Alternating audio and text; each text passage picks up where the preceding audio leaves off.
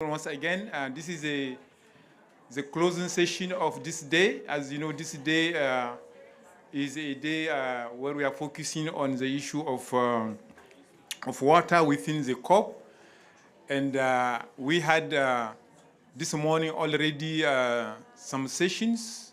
The first session was on climate resilient water management through circular economy. Then we have a debate where we have a motion asking if you need a drastic change on how we are doing business for new strategies. And then there was lively discussions.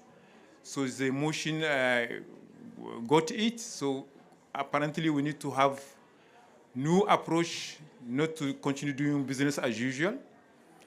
And then we have the session on the flood and drought, how best to manage flood and drought within the context of climate change. And then there was a little bit closed session on roundtable looking at way forward. And then this is the last session to wrap up our discussions. And within the different sessions, what we realized that water is a connector, water is cutting across sectors, and water is bringing us through systems. So the point now is how to make those systems sustainable, resilient, and the issue of change, what kind of change are we envisaging in order to have those systems sustainable? So that is really what we are looking for this final session of the day. I want to thank all the contributors of the different sessions of the morning and the afternoon. And we are looking forward for lively discussions for this last session where we'll wrap up, identify what are the main key forward and what are the main key messages we should stress on in order really to address these complex and interrelated challenges of water and climate. So without further ado, for this session, we'll have first a panel discussion, and then we'll have the closing segment by the representative of the three agencies who worked together in putting all this on board, namely the Asia Development Bank, World Bank, and UNESCO. So I'm now pleased to call upon the different panelists to join me. So we have Fernando Gomez from World Economic Forum. Have a seat. We have Rupali Mera, so Chief Marketing Officer, Spaudi. And we have Jai Shroff, Chairman and Group CEO of UPL Limited. Thank you. And normally we are supposed to have Sachin Boate. I don't know if Sachin is here, from Climate Resilience C40 Cities. Maybe he will join us later. And then also we are looking for Kawase Ahmed, who is Secretary of the General Economic Division of Planning Commission, Government of Bangladesh. So let's hope that they will join us. I think this is an opportunity for us to, because of sake of time, to dive in some of the different questions we will be having regarding this session. And as I said, what we are looking for are essentially related to the changes. What kind of changes do we need in order to make the system sustainable? So let's start. Give me 1 minute.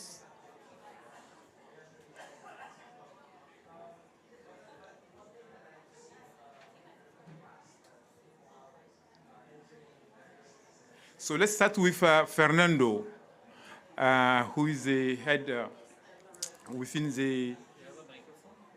Yeah.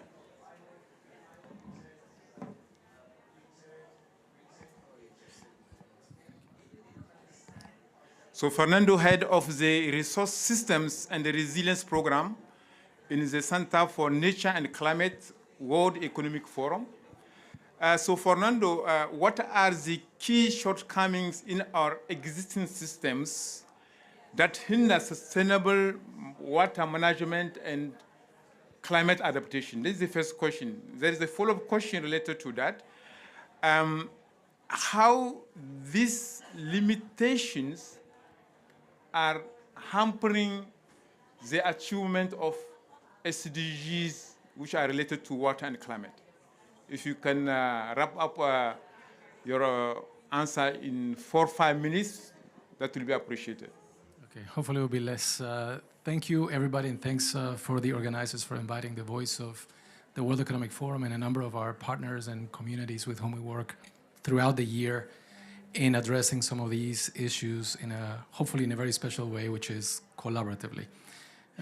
That's one of the elements that keep coming up, that no single organization, no single stakeholder group has in their hands the single opportunity to address some of these issues. So we're privileged with this opportunity. Look, we've been here for a number of days, and I think this question not only comes up quite often through our participation in COP, but through the way in which we're trying to face this as a daily challenge from the multiple perspectives in which you are. So instead of maybe going over all the challenges, I would just like to focus on a couple, given that we've had a good day of fruitful discussions, and ideally see if there's an opportunity for many of us to increase our commitment to these 3 I's. They all start with the letter I. See if there's going to be a good takeaway for all of us. One is the challenge of integration. I think we failed over the last couple of years for the temptation of considering different SDGs in an isolated way. And very early on, there was a call by many of you by realizing that they were all highly interconnected, and that when we look at the role of water in particular, I almost want to turn and say, is there any SDG that is not related to water security, to our ability to understand the role of water in addressing climate, food production, consumption, etc. So the first one is almost a call to think of the challenges are not necessarily of the water system. They are the challenges of one of the elements of all those SDGs, and that we have now the opportunity to not only to think of this comprehensively, but to respond to this comprehensively.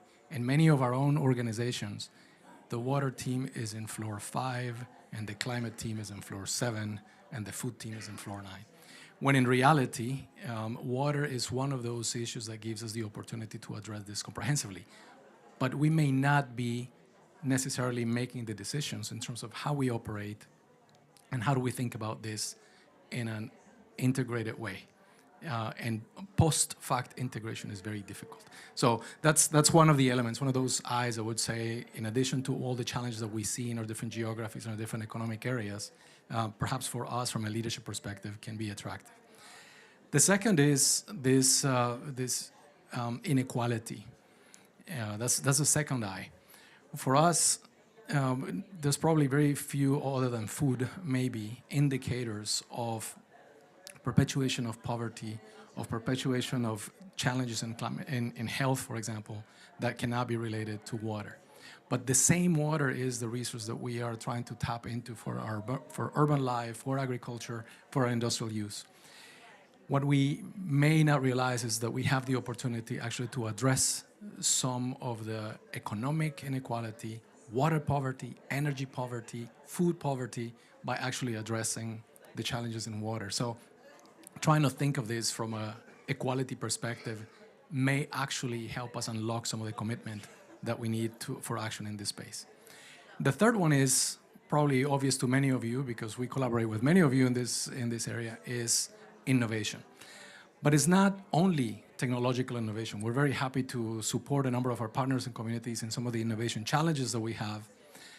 We could spend the whole afternoon in sharing with you what we have learned in terms of early stage innovation in the space of water. Maybe we'll come back to that. But there's so many other areas that require the same amount of interest and effort that technological innovation in water is getting. I'll just cite one, and would love to hear the rest of the panelists, is the innovation in financing water intervention. We keep thinking that that key enabler, which is deploying the right amount of financial capital to a serious overhaul of our water system, but maybe I'll just leave it as a question, are we still trying to utilize the same metrics and the same lenses for project finance, for commitment by the different organizations to make some of these projects work? And maybe it's a call for the same level of innovation that we have seen on the technology side for the innovation and the change in the financial system. Let me just pause there and happy to address some additional comments in the Q&A. Yeah, thank you very much, Fernando, for highlighting those three I's. And you are giving me a good transition with the last I on innovation. And I want to move to Rupali Mehra. She's the Chief Marketing Officer of Spodai. And Rupali, you got prize from the World Economic Forum, which acknowledging your green technique innovation and in this year's Smarter Climate Farmer Challenge. So could you tell us a little bit what it's all about and highlighting the holistic aspect of that? Sure, happy to, and thanks for inviting me here. Well, firstly, I would, of course, like to elaborate on the fact that Spaudi has been awarded by the World Economic Forum, thank you for that, for the Smarter Climate Farmers Challenge for our technology and our process in what we call smart farming. So what is Spaudi? Spaudi has patented an innovation which is a solar-powered drip irrigation water distribution system, which is used by smallholder farmers that own up to about 1 acre of land to grow more food. In fact, they can double their crop using precision irrigation and the sun as the only power source. So it reduces dependencies on fossil fuels and saves up to 80% water.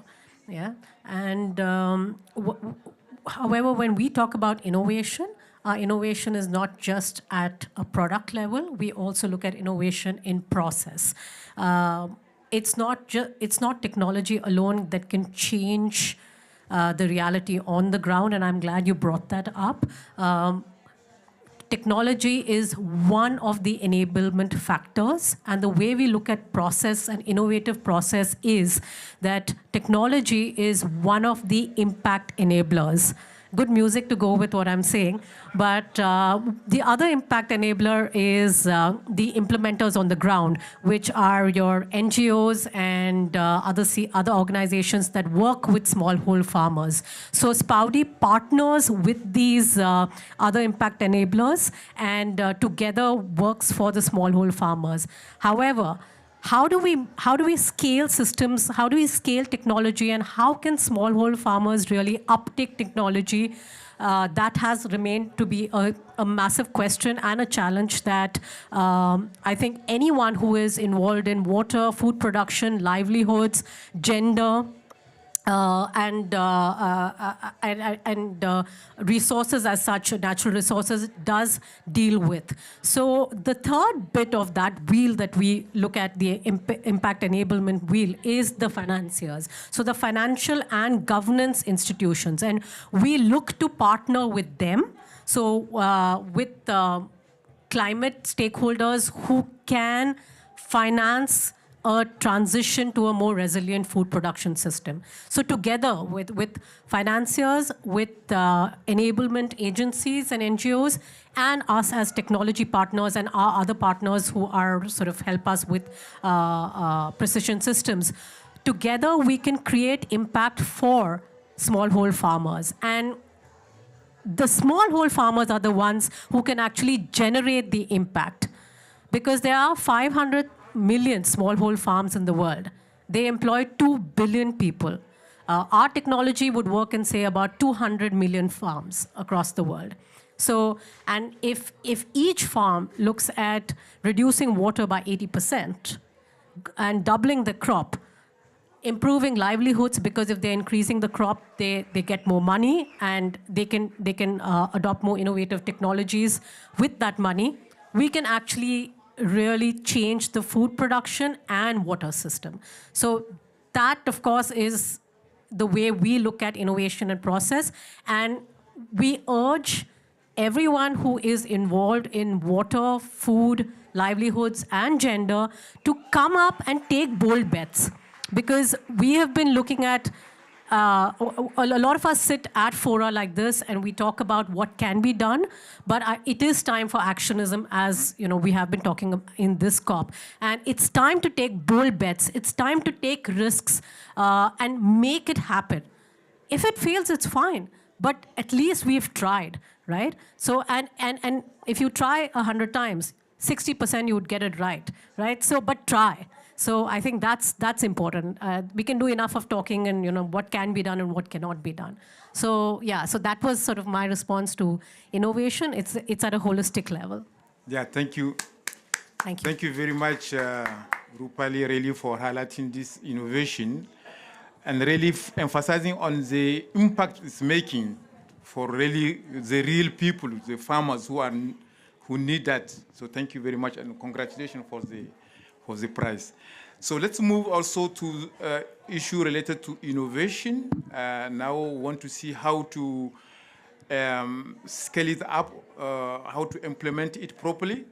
So my question is for Jay Prof, who is the chairman and group CEO, UPL.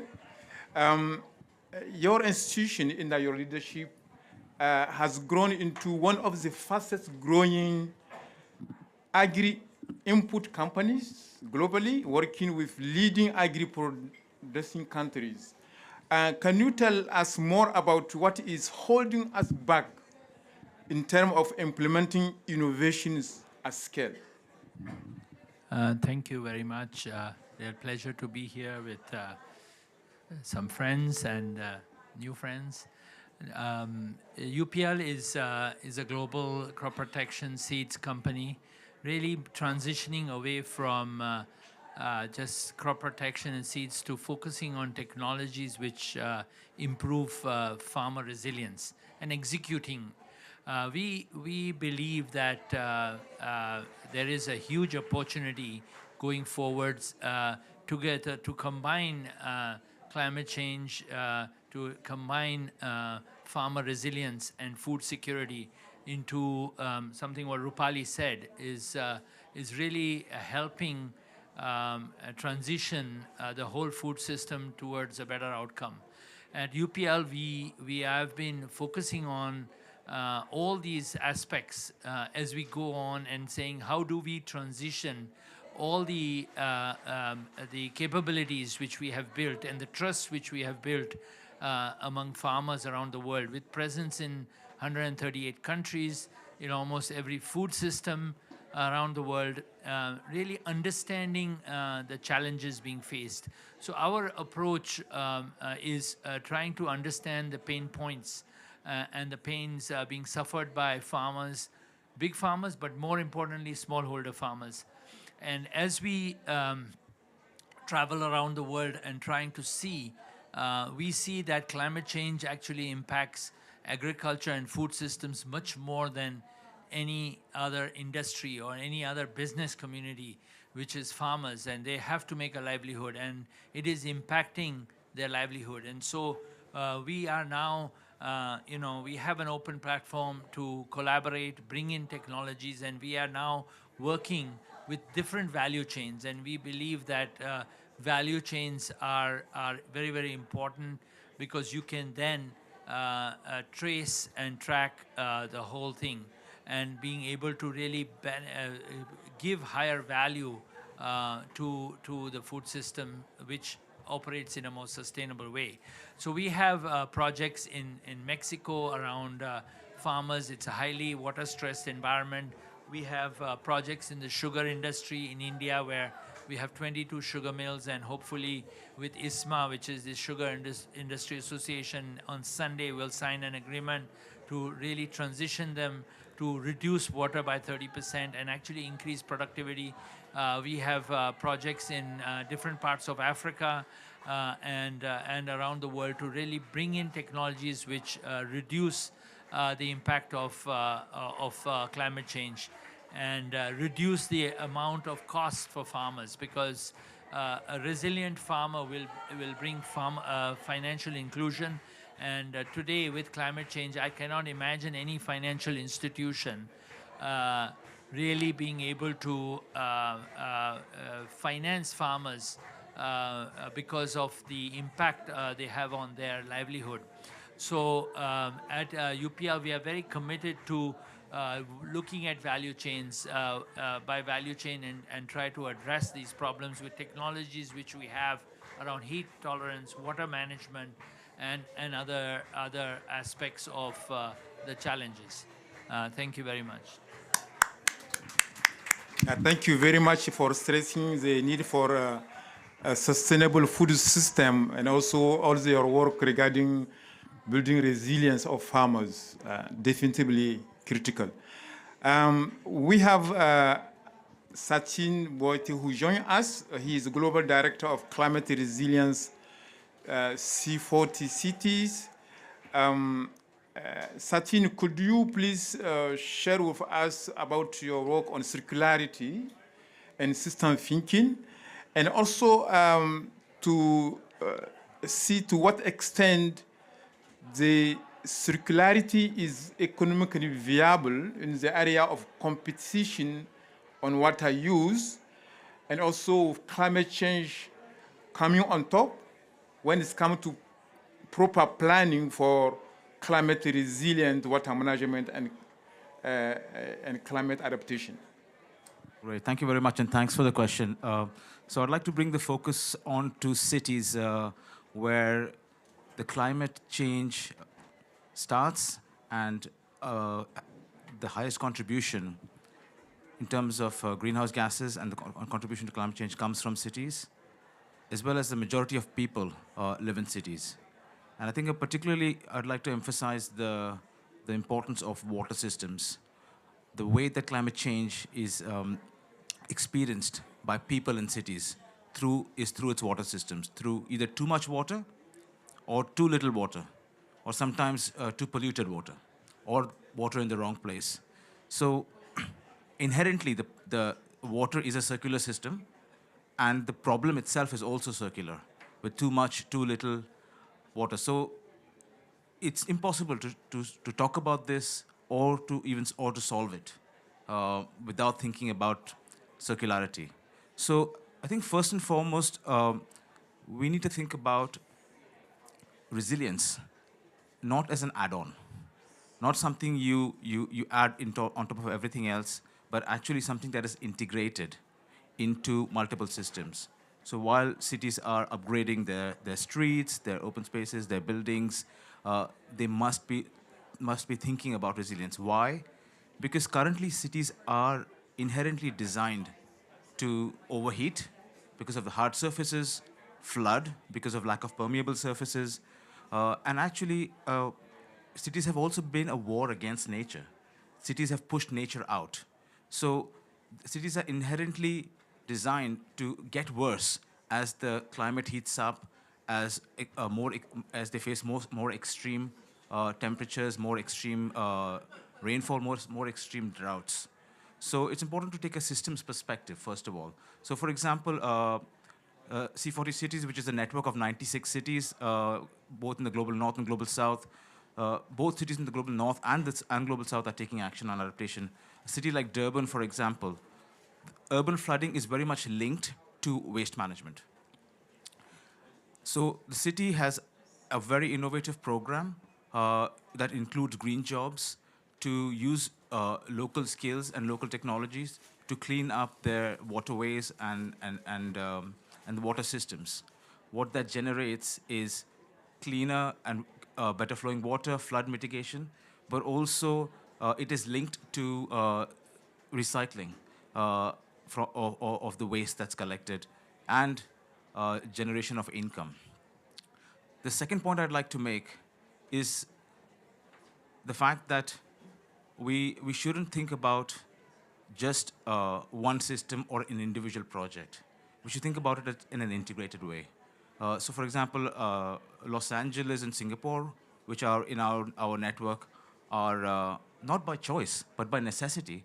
And it's an economic necessity, not just a climate risk necessity, are implementing circular loop systems to nearly close the water cycle loop within their utilities, within their systems. And lastly, I think I want to emphasize the role of nature here. Nature is a system and a cycle, so it's quite important to ensure that through nature, by increasing nature, you increase the grounds and cities' capacity to absorb some of these shocks and stresses, whether it's droughts, heating, or flooding, through employing circular systems of nature. And these systems are by themselves economic as well. They are cheaper to implement. They deliver multiple benefits. So Singapore, for example, prides itself for being a green city, and it actually has, because of that credential, has attracted incredible amount of global talent, because and not just because it's resilient to droughts and flooding, but also that it's a better city. It's a more livable city because of the resilience incentives that the city has really looked at it from an economic perspective. So I really hope that this group thinks about it as in a holistic way, in an integrated way, as well as employing nature-based solutions. And thank you very much. Thank you very much, Satine, for your contribution. We have 5 minutes before the closing segment. I don't know if the audience, someone has any burning questions. Otherwise, I will follow up with 1 minute question from the panel to wrap up. Any question from the? Okay, so I'm coming back to you to look at inclusivity. First, inclusivity vis-à-vis private sector. So Fernando, how can we leverage all the existing wealth, finance existing within private sector and contributing to address those challenges of climate resilient water management? So as an organization, we've been working with public and private and actually a variety of stakeholders for the last 50 years. And there's one element, maybe I'll go back. I realized that I had a lot of things that start with the letter I. So one is actually the clarity on what incentives are to transform this system. One of them is the value of water. We spent a lot of time, not only as an organization, but with many of you, and in different rounds, trying to figure out, is there such a thing as a good understanding of the value of water is? We've gone through that thinking in the space of climate. It's taking us a long way to understand not only the cost or the price of a ton of CO2 emitted, but the relationship with economic activity, with urban activity, and that's one area that almost remains unsolved. There were efforts since the inception of the Water Resources Group, actually at the World Economic Forum over a decade ago, to understand the value of water, and that's probably a pending task. That's one. The other is with insights, there has to be an invitation to a lot of smart people to figure out how to transform, and I think this is quite obvious, and many of you are quite interested in doing this. And I think I'll leave you with the last one, which is transforming those insights into interventions that are collaborative. So back to my first point, I think, Jay, finding you here, you've been a leader in a number of our initiatives in agriculture, a decade and a half ago on the new vision for agriculture. That's a kind of commitment of different stakeholders to transform now the water system. So I'll just leave with that one. Thank you. Thank you very much, Rupali. If you could also highlight some of those inclusivity we need to have, particularly I'm thinking about the gender aspect. All right, so we're looking at gender, water, food, okay, and technology, I guess, or innovation. I can give perhaps an example that could work. So Spoudi is a Swedish company, but one of our markets are in food production regions where there are smallholder farmers producing food, and one of them is India. 3 years ago, we partnered with an organization called SEVA, the Self-Employed Women's Association. Perhaps you'll all have heard of it, or most of you. It's a member group of women, and perhaps one of the largest in the world. It has 2.5 million women as members. And all these women are entrepreneurial, and most of them have some sort of a farming or rural background. Now, in the year 2021, we set up what we call smart farming systems and helped train a lot of the SEVA women, who are SEVA sisters, in smart farming techniques and to install and uninstall the technology. Firstly, getting women to install technology itself was one barrier that we crossed. Usually it's the men in villages who'll come forward and want to, always work with the technology, but we wanted the women to do so. So that itself was, a good first start. And these were women who trained in smart farming methods and then adopted the technology. They installed it themselves. They learned how to kind of fix small bugs, like how do you clean a water filter system, etc. And I'm very, very proud to share that the results are there for them to see and then for us to see as well. So SEVA documented the results that these smallholder farmers saw when they adopted our technology in one part of their land versus the rest of their land, which was, again, traditional irrigation, and by that I mean flood irrigation. And they've managed to, of course, double their crop, increase their income, etc. Right? Now I'll come to the big picture of bring in the inclusivity and sort of scale in that.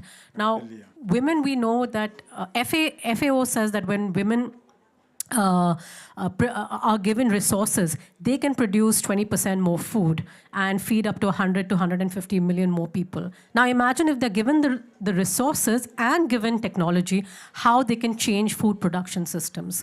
So again, it is, just 30 seconds more and I'll pass it on. We also are now capturing data from the ground. So when we are talking about like a circular wheel, we know exactly which farmer in which part of the world has adopted the technology, what vegetables and fruits they are growing, and what their water source is. And so eventually this will all plug into sort of big data, and we can map the impact of it. Yeah, thank you very much. Jay, in your work, you have been dealing, of course, with those who are consuming water, but I want to focus on those who are consuming the most water. So how do you see bringing them on board in moving forward, having sustainable food systems? Yeah, I think one of the biggest challenges being faced by the food systems is the need for urbanization and the water needs for urbanization. I'll give you two examples where California, the whole belt of Canifical, the Central Valley, where almonds and so many other important fruits and vegetables are grown. You know, the government is now diverting more and more water to Los Angeles, and they're cutting the water to the agriculture. And actually, what has happened is the price of land has started dropping in the Central Valley and impacting huge. I mean, it's okay, these are very rich farmers, earned a lot of money, but you can imagine the impact of water it's making on the land use. It's gone down from $60,000 an acre to down to 30,000. Similarly, in India, also in some of the states where urbanization, politicians are more aligned to allocate more water to vote bank and high density. So agriculture and food systems and traditional farmers who their livelihood is getting impacted by this challenge where more water is given. So what we believe is that we need to reduce water, and some of the projects which we are doing are reducing huge amounts of water, equivalent to Australia's use of water, just between about 20 or 30 sugar mills. So you know, this is going to drive the transformation of you know, the value proposition on the land value and also food production value. Thank you. Thank you very much, Jay. Finally, Sachin, could you rapidly highlight to us how can city better? Exactly what I was saying. How can city better adapt and shift from a linear to circular approach? Thank you very much. I think I feel very guilty here because I mentioned Los Angeles as an example, as a good example, and I was just presented Los Angeles as a bad example.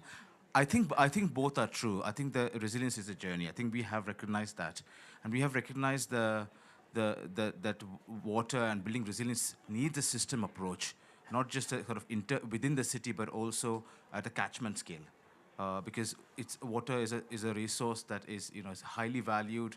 And so I think there's even bigger economic incentives, both within cities and also the improvements, potential improvements outside cities of implementing water circular measures. But I think I'd like to also reflect on, like, I heard a lot about the people perspective.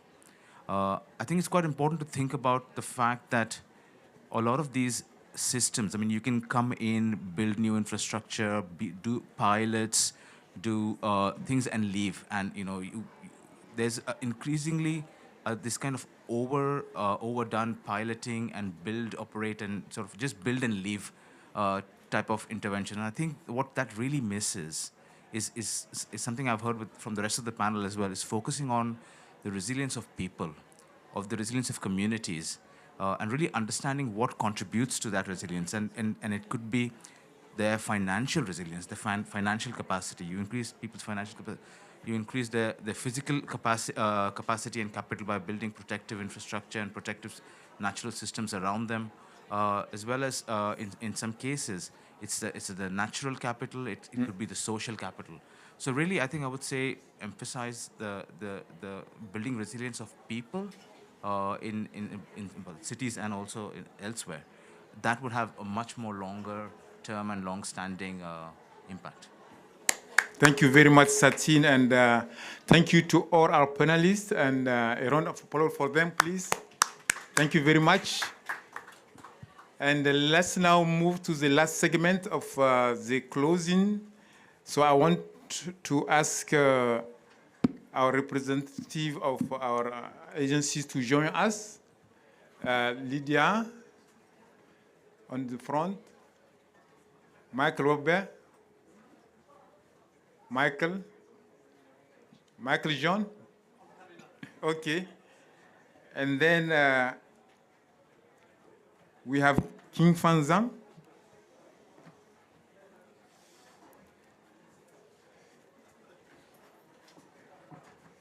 So we have a very enriching day, thanks to all the contribution of panelists, of speakers, of also the participants. Now we are moving to the closing segment.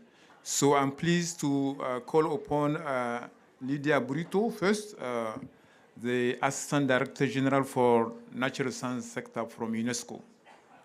Thank you, Abu, and good afternoon. I think all of us went to go and dance. But allow me, first of all, to again thank the World Bank Group and the Asian Development Bank that were co-organizing with us this day. And really the participants that have made quite a lot of contributions to this very important theme that is systems approach for climate and water management.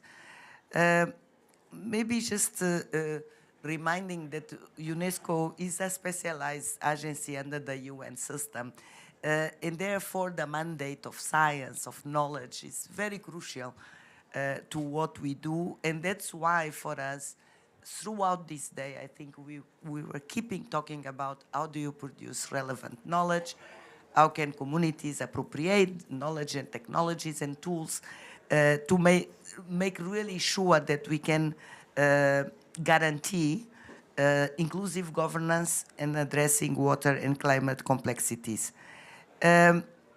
So therefore, we are more than ever committed to all of you and to our partners that we really need to continue to promote sustainable practices, nurturing resilience and advancing global cooperation.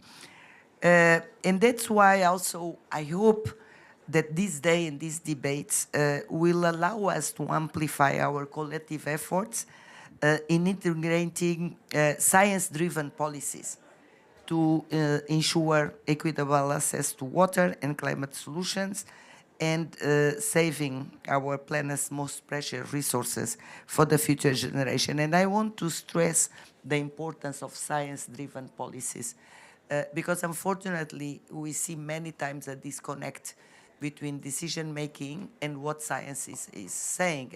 And even today, and since the COP starts, that has been one of our major issues.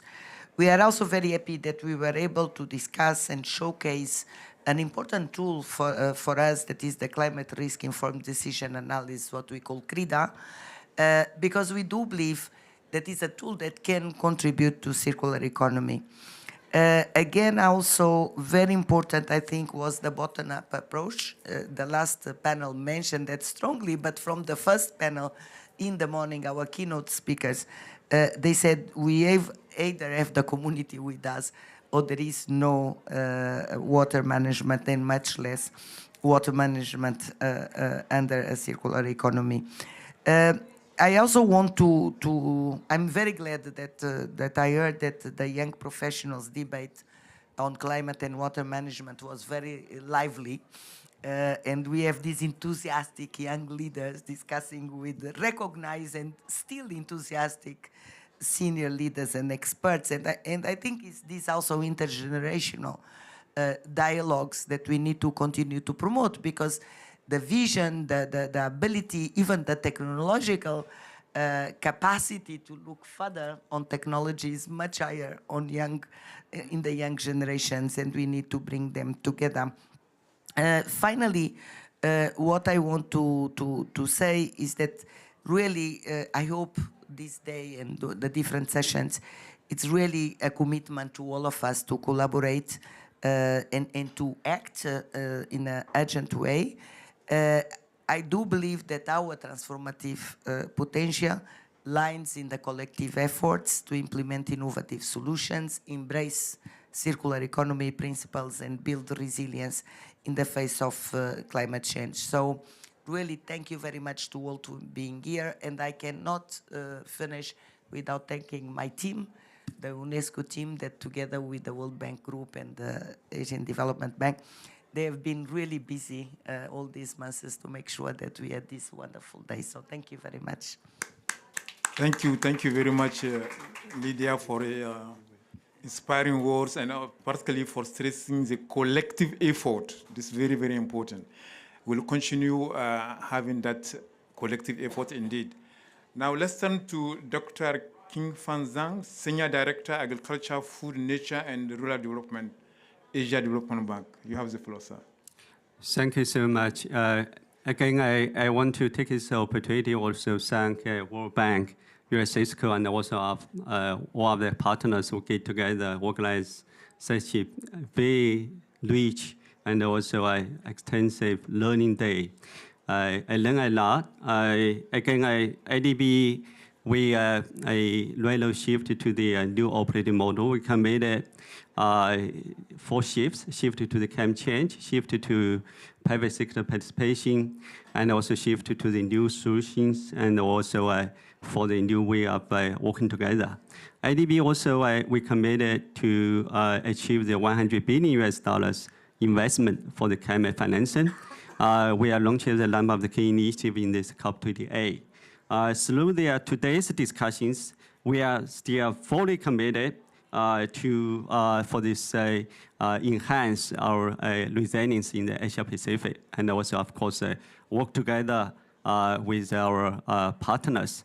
Today, I learned so much. Probably difficult to summarize all of them, but again, I have the 4 take I share with all audiences. Number 1, we can see such a diverse and also such a rich experiences across the world. Even in the Asia Pacific, you know, they are from the Southeast Asia, South Asia, Central Asia. Their experiences is also quite rich, quite diverse. Recognize the intertwined nature of the water, climate, food security, biodiversity, nature. ADB is committed to fostering regional cooperation, funding the transformative initiative. Of course, we are empower the communities.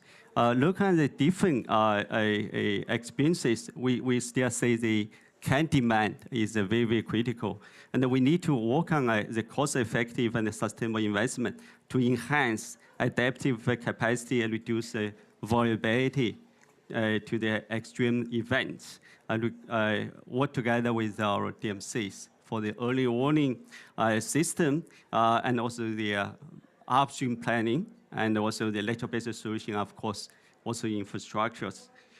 Second take I want to quickly share is a landscape approach. We heard a lot for this integrated river basin and also the source to ocean approach. Through the strategic investment and inclusive strategy, IDB will aim to the spearhead systemic change, championing adaptive solutions that can safeguard the water resources and also build up the climate resilience throughout the diverse landscape of the Asia Pacific. Again, I share with the colleagues in this room, IDB launched the Hindu Kushi Himalaya initiative that addresses the flood risk on Himalaya, which is going to affect one of the key river basins across the Asia Pacific. So the need for the integrated approach, combining with a scientific knowledge, just as our USAID just mentioned about effective policy, local and also international best practices, community of the engagement, we believe we can help and also build up the resilience for our community addresses the change, and also for the capacity handle the flood and the drought risk. The third take I discussed during the last panel, very important to work with our DMC, shift away from the emergency response to the disaster risk management. Again, we're talking about the 6 steps of the risk management: early warning, monitoring and forecasting, risk assessment, risk mitigation, impact mitigation and recovering, evaluation, and also contingency planning, and also stakeholder and also community participations. All of them require the using of the new technologies. So this IDB also committed to work with our the DMCs. Again, we're talking about the nature-based solution. When climate change is low is becomes uncertain, and also the extreme weather more frequent, we need to recognize restore the ecosystem so critical and reduce the risk of natural disaster. In example, for this type of the ecosystem services, of course, is from our earlier engagement from the Yangtze River and also the Ganges River, including the enhance the climate water regulation, protection of the natural hazards, and also the air purification, carbon sequestrations, and so on and so forth. Lastly, again, we need to emphasize water governance. We need to establish the appropriate policy, institution, regulatory, enabling environment to address the long-term solutions for flood and also drought risk management. I want to echo our colleague from the UNESCO. Again, I express our appreciations. This being a really remarkable day of learning, collecting, and also sharing. Again, I want to extend my gratitude to learning our partners, but also my hardworking colleague, Satoshi, Lance, and also Elisa, really put a lot of efforts to deliver today's event. Again, I want to just say this is the start of the long journey. We need to continue this type of the learning together. Thank you so much. Thank you very much, King Fang, for his inspiring word. Long journey, working together, definitely yes. The last speaker, Michael John Webers, as you know, he's from the World Bank, the program manager of the Waters 2030 Waters Group of World Bank. The floor is yours for the final closing remarks. Thank you. Do you mind if I stand up? No, you can stand up, yeah? It's a funny room, so we don't get to see everyone. I'm not going to take a lot of time, but I did want to just make a couple of points. The first is that I don't think water as a sector has sufficiently penetrated the main stage. I think it's significant that we're here in the corner competing with dance music, which is great. And we've had a stimulating day and with excellent dialogue and with excellent information, but we should be on the main stage. It's been said multiple times over that the key to climate adaptation is water. It's 80% of the work, it's where 80% of the money needs to go. It's the big story in the room, and yet in a COP of 12 days in which you have multiple pavilions, water is still a fringe event. That said, last year there wasn't a water pavilion. So we're clearly in the right direction and we need to get there. And the second point I wanted to make is this public-private one.